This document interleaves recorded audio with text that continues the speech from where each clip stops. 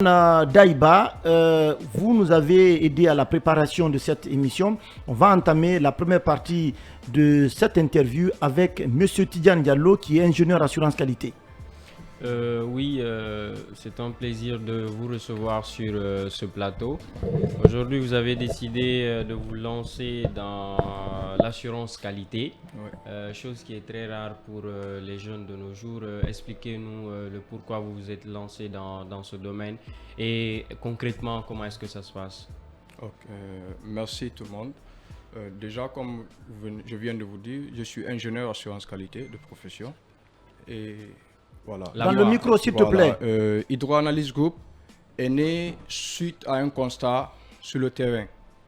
On s'est rendu compte ces dernières années qu'il y a vraiment une montée sur la réalisation des forages à eau. Et beaucoup plus de jeunes aussi s'intéressent au monde, à l'agropreneuriat, en fait, l'agrobusiness.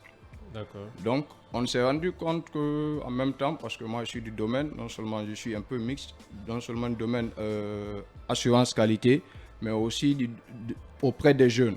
Je me suis rendu compte au fil du temps qu'il y a en fait un blocus, c'est-à-dire un blocus. Beaucoup de jeunes font des forages ou veulent se lancer en agriculture, mais ne savent pas qu'en amont, il y a toute une série d'activités à faire, d'études à mener. D'études à mener.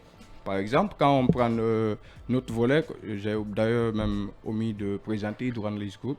Hydroanalyse Group, notre objectif principal, c'est la préservation de la santé des consommateurs et aussi de l'environnement. Maintenant, à travers ça, nous faisons l'analyse des eaux, les eaux de consommation et les eaux industrielles, l'analyse des sols pour les projets d'agriculture, l'analyse des boissons locales et industrielles. Et à côté, nous avons aussi un volet de vente d'équipements et de réactifs de laboratoire d'assurance qualité. Voilà. Maintenant, revenir un peu dans les détails. Comme je vous dis tout de suite, là, beaucoup de personnes aujourd'hui pensent que dès qu'ils ont une eau, vu que nous avons un manque crucial en eau potable, dès qu'ils ont un forage et qu'ils ont une eau là-bas, pour eux, allez, c'est bon. C'est commercial. Elle est consommable, elle est potable. Pourtant, avant ça, la potabilité ou l'odeur, ce ne sont que quelques aspects de la potabilité de l'eau. Il y a tout un travail à faire en amont, en laboratoire, pour se rendre compte, est-ce que cette eau-là, elle est physiquement, chimiquement ou microbiologiquement saine? Et ça, tu ne peux pas te rendre compte. Tout de suite, quand vous mettez une boisson, une eau devant nous ici, moi, je ne peux pas vous dire que cette eau, elle est potable. Parce qu'il faut que je revienne au laboratoire, que je fasse toute une panoplie d'analyses physico-chimiques, que je dois déterminer les aspects physiques, organoleptiques, odeur, goût, couleur, ça, que vous et moi, on peut voir. Oui, mais aujourd'hui, est-ce que la responsabilité de l'État n'est pas engagée dans ce secteur? Parce qu'aujourd'hui, on constate la prolifération des forages domestiques. Personnellement, il y a un forage chez nous, mais on n'a pas engagé un analyste comme vous pour analyser l'eau, voir est-ce que c'est potable. Jusqu'à nous, ce qu'on constate, quand l'eau n'a pas changé de couleur, on se dit qu'elle est potable. Aujourd'hui, quelle analyse faites-vous avec cette prolifération des forages? Nous sommes allés d'abord vers l'État à travers le ministère de la Santé, de l'Industrie et à travers le laboratoire national qui est là. Parce que quand vous dites tout de suite que c'est une responsabilité engagée de l'État, oui, je suis d'accord en partie. Mais en matière de qualité de ce que nous consommons, même toi, le consommateur, tu dois te mettre en cause. Sinon, effectivement, nous avons un laboratoire ici qui est national, qui s'occupe de ça. Quand je parle de responsabilité, c'est parce que ces entreprises qui font ces forages payent quelque chose à l'État pour avoir l'autorisation de forer, n'est-ce pas? Tout à fait. Et en retour, l'État devrait suivre de près les activités de ces entreprises parce que le citoyen, à la base, ne peut pas se permettre de payer un forage à 50 millions, ensuite aller courir derrière un laboratoire pour faire analyser l'eau. Donc cela revient à l'État, j'estime que cela revient à l'État de créer tout un processus autour de ce milieu. Voilà, maintenant c'est pour faciliter cette tâche-là à l'État et aux consommateurs que nous on a décidé d'être là en tant que structure privée, d'être beaucoup plus proche des entreprises de forage et des particuliers. Parce que si avant, les entreprises de forage se disaient que eux, ils ne sont pas au courant de l'existence d'un laboratoire là-bas, nous, on est venu vers eux pour leur dire que voilà, nous avons un laboratoire qui est là pour tout le monde. Notre objectif, ce n'est pas de se faire... c'est une entreprise sociale. On est là pour vous aider et à connaître la qualité de eau que vous ferez, mais aussi à maintenir et à suivre cette qualité. Bien, Mohamed Bangoura, on va continuer cette interview avec M. Tidiane Diallo. Alors, vous existez depuis quand? Nous sommes là depuis juin 2020. Depuis que vous avez commencé à œuvrer dans ce sens, quel est le constat que vous avez fait en Guinée, notamment la capitale Conakry? On voit assez de forages et pas de travaux techniques préalables faits par ces entreprises. Aujourd'hui, quel est le constat et quelles peuvent être les conséquences de cette prolifération de forages? Parfois, il n'y a même pas 50 ou 100 mètres des domiciles. Voilà, le premier constat que moi je fais d'abord, c'est que, vous allez m'excuser, chez nous, on n'a pas la culture on n'a presque pas la culture de la qualité. Je ne vais pas dire qu'on n'a pas la culture, mais on n'a presque pas la culture de la qualité. C'est d'abord le premier constat. Mais depuis que nous sommes là, on a essayé d'abord de cartographier presque la majorité des entreprises qui évoluent dans ce domaine. On est venu vers eux, leur expliquer pourquoi est-ce que l'analyse elle est nécessaire. Maintenant, pour répondre à votre troisième question, c'est que consommer une eau ou une boisson qui n'est pas, dont la qualité elle est méconnue, parce qu'on peut bien consommer quelque chose, pourtant la qualité elle est là, même si on n'a pas fait une analyse. Mais ce n'est pas évident en fait. Elle laisse à désirer. Voilà, c'est un risque. Maintenant, consommer une boisson qui n'est pas analysée, parce qu'il faut savoir que dans l'eau, il y a des métaux lourds. Parmi ces métaux lourds, nous avons le fer, l'aluminium, le manganèse.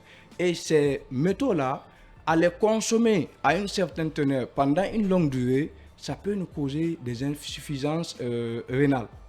Ça peut être quelque chose aujourd'hui, c'est vraiment connu. Oui, il y a des nitrites, il y a des nitrates, dont si le taux il est supérieur à la norme exigée par l'OMS ou par le gouvernement guinéen, les consommer à long terme est non seulement néfaste pour toi l'adulte, mais aussi pour les enfants et les femmes qui la consomment.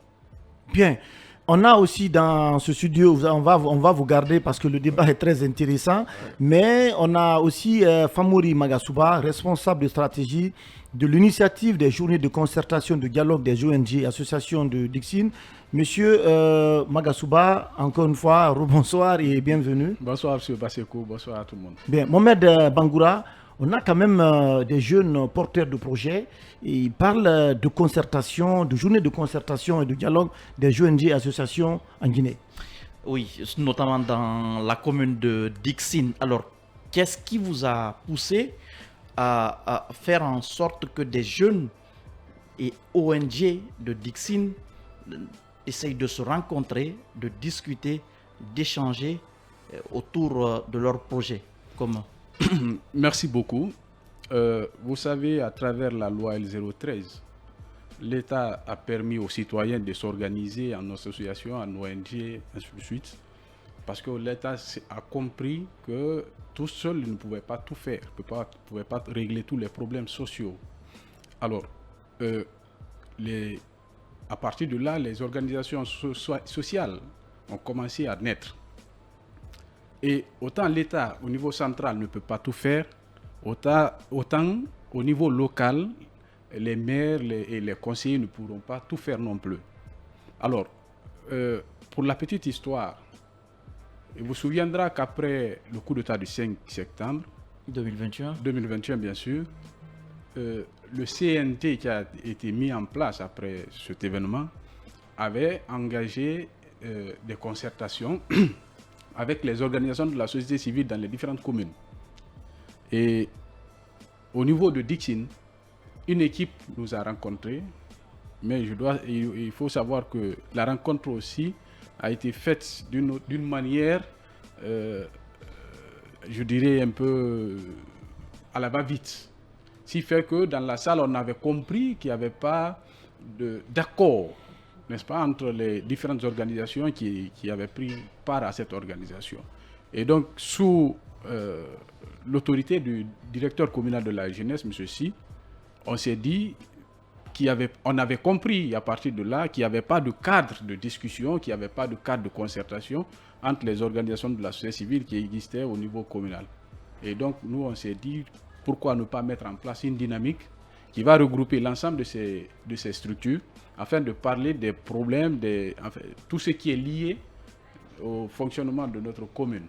Oui, mais quel est l'objectif recherché? Est-ce pour mettre en place un consortium, une fédération des ONG de Dixine, et pour quel intérêt? Oui, en fait, comme je l'ai si bien dit, ce jour, c'est la première journée, c'est la première session. L'objectif, c'est l'organisation d'une journée de concertation. Les organisations de la société civile, en fait, les ONG évoluant dans la commune de Dixine, vont se rencontrer, essayer de discuter autour des préoccupations liées à notre commune. Quel est le fonctionnement et quels sont nos problèmes à nous en tant qu'organisation de la société civile. Vous allez trouver que certains ont engagé la recherche de leur agrément depuis belle lurette, ils ne l'ont pas encore. Certains ont des problèmes de fonctionnement, ce qui fait que vous allez remarquer qu'en Guinée, il y a beaucoup d'ONG qui naissent, mais aussitôt disparaissent parce qu'il y a quelque part ce manque d'expérience, n'est-ce pas, dans la gestion des organisations.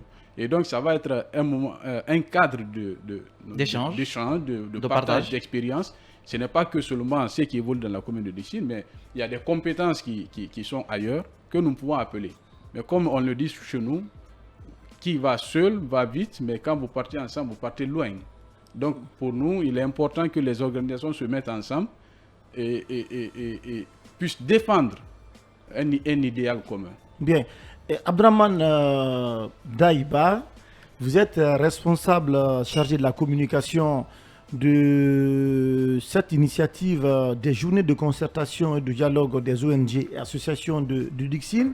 Quel est l'objectif recherché au cours de ces journées? Qu'est-ce que vous allez débattre? Quelles sont les préoccupations que vous allez mettre sur la place publique? Eh bien, comme Agas vient de le rappeler, nous sommes partis sur la base d'un constat. Déjà, à Dixine, il existe de multiples organisations et d'associations de jeunesse de la société civile. Et nous, l'idéal, c'est de mutualiser les efforts. Parce qu'à Dixine, il y a beaucoup d'organisations qui font des activités communautaires qui rentrent dans le cadre de l'amélioration des... D'abord, pourquoi la commune de Dixine? Oui, Dixine, parce que nos organisations... Pourquoi ne pas dire Conakry? Vous savez, on part sur une dynamique qui, au long terme, peut-être peut enclencher tout Conakry. Mais pour le moment, vu que nos organisations sont du niveau local, on milite généralement à Dixine, on a décidé d'unir nos efforts. Et déjà, avec cette dynamique, on va faire la cartographie des acteurs. L'ensemble des organisations qui œuvrent à Dixine seront répertoriées dans cette base de données. Et on saura au moment de ces journées qui fait quoi et où. Et afin, cela va nous permettre de mutualiser nos efforts pour impacter plus. Et Magas l'a aussi rappelé, la stratégie que nous avons, c'est une stratégie participative. Nous avons lancé des messages en ligne via nos canaux digitaux. On a fait appel à beaucoup d'organisations. Aujourd'hui, nous en sommes à une 50aine qui ont rejoint la dynamique. Et déjà, il faut le rappeler à l'antenne. D'associations et d'ONG. Oui, évidemment. Et nous avons des jeunes aussi volontaires qui ne sont pas affiliés à des organisations qui rejoignent la dynamique. Parce qu'à la longue, ce qu'il vient aussi de dire, nous allons créer des cadres de formation, de renforcement de capacités destinés à ces organisations. S'il y a des organisations qui n'ont pas des capacités en la matière, nous identifions les thématiques, nous organisons ces séances de formation pour permettre à ces organisations de vivre dans la durée et d'impacter la communauté. Je crois que c'est une stratégie qui est vraiment nouvelle et qui est aussi solvable. Avec l'ensemble des organisations que nous avons, nous allons lancer cette journée le 23 février. Mohamed Bangoura. Alors, vous allez discuter des problèmes, mais il va falloir également proposer des solutions. Évidemment. Entre autres, est-ce que vous avez préparé les thèmes, ce qui sera abordé en amont? Pour qu'en vous avez identifié des formateurs ou ceux qui viendront partager leurs expériences en termes de personnes ressources, qu'est-ce qui est fait à date concrètement? Bon, comme je le disais tantôt, le 23, c'est la journée de lancement. Le 23 février. Le 23 février, à partir de 9h, ce sera la journée Dans 20 jours. Dans 20 jours, effectivement. Ce sera la journée de lancement. Et après, il y a tout un travail qui sera fait derrière. Et parce que vous savez que les ONG évoluent par domaine. Vous allez prendre des ONG qui évoluent dans le domaine de la santé. Mais vu qu'ils n'ont pas assez d'expérience, ils n'ont pas assez de moyens surtout, ils n'ont pas assez d'impact sur le terrain. Donc, mettre ces différentes organisations ensemble, et celles qui évoluent aussi dans le domaine de l'éducation, dans le domaine de la protection des droits des jeunes filles, et ainsi de suite, vous voyez qu'il faut essayer d'aller par domaine. Et ce n'est pas nous de leur dire ce qu'ils doivent faire, mais déjà qu'ils seront ensemble, ils vont évaluer leurs forces, leurs faiblesses et des opportunités à saisir. Quitte à l'organisation maintenant, à la dynamique maintenant, d'essayer de contacter des gens, des personnes de ressources un peu par là pour mettre ça à leur disposition. Déjà, ce jour, il y aura un focus group qui sera organisé par thème, n'est-ce pas, par domaine et d'intervention. Ouais. Et chaque organisation va appartenir à un groupe. Ils vont identifier les forces, les faiblesses, et après ils vont proposer eux-mêmes. Comme il l'a si bien dit, nous voulons un cadre participatif où le citoyen lui-même, individuellement, mais aussi à travers son organisation, va contribuer au développement socio-économique de la commune, mais à travers cette dynamique-là. Bien, avant d'aller en pause, on va parler du nerf de la guerre. Comment vous allez mobiliser le financement? Quelle est la participation de l'État? Quels sont vos rapports avec le ministère de la Jeunesse? Est-ce que vous bénéficiez d'un accompagnement, d'un soutien institutionnel, d'un soutien de l'État pour la mise en œuvre notamment de cette initiative? Parlant du nerf de la guerre, il faut savoir que déjà parmi ces associations qui se réunissent, il y a des associations qui bénéficient de financement des bailleurs et il y a certaines associations, bon, je dirais que la situation économique est stable. L'idéal, c'est de se mettre ensemble. Mais vous allez mobiliser beaucoup de monde, oui, ce sont des journées. Vous allez peut-être louer, je ne sais pas, la maison des jeunes, je ne sais pas comment vous allez faire les thématiques. La maison des jeunes, déjà vu que c'est une initiative sociale, la maison des jeunes est à disposition. Et nous saluons laquelle la maison des jeunes de Hafia 2 est à disposition. Mais les outils de travail. Bon, nous avons, ce que vous oubliez, ce qu'il ne faut pas oublier plutôt, chaque organisation, nous avons des ordinateurs, des projecteurs, il y a d'autres qui peuvent assurer la collation. C'est sur cette base. C'est une approche purement sociale et participative. Donc chaque ONG qui vient, chaque association qui vient, donc vient avec une part donc de participation. Évidemment, vous savez, toutes les initiatives locales à la base, si on se hâte à aller vers des partenaires ou bien des institutions étatiques, attendre la main, les gens ne vont pas nous prendre au sérieux. C'est pour cela qu'on a décidé d'aller sur la base de nos moyens. Et généralement, cette dynamique sociale qui évolue sur la base de ces moyens fonctionne et réussit toujours. Quels sont vos rapports avec le ministère de la Jeunesse? Est-ce que vous bénéficiez d'un accompagnement technique ou financier? Bon, pour le moment, on n'a pas... Vous n'avez pas écrit au département? On n'a pas encore écrit au département pour adresser quoi que ce soit. Nous avons contacté la mairie de Dixine, vu que c'est dans cette juridiction le lancement va se faire. Et on les a informés de la tenue de ces journées de concertation et de dialogue. Il se peut que la mairie se fasse représenter. La direction communale également de la jeunesse nous appuie dans la mobilisation des acteurs. C'est tout.